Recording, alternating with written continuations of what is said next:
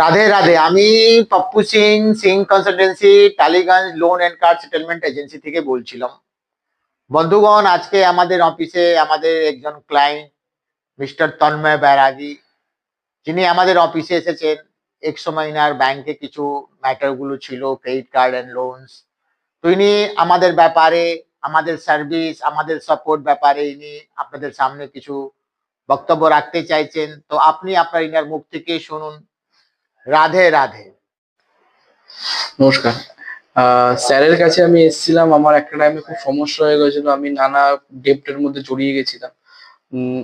Loan নেওয়ার জন্য আর একটা লোন, তার সঙ্গে আর একটা লোন, তো এইভাবে আমি অনেকটা লোনের মধ্যে জড়িয়ে গেছিলাম। তো কিছু কি করবো বুঝতে পারছিলাম না, রিকভারি এজেন্টসের কল আসছে, হ্যারাসমেন্ট হচ্ছিলাম।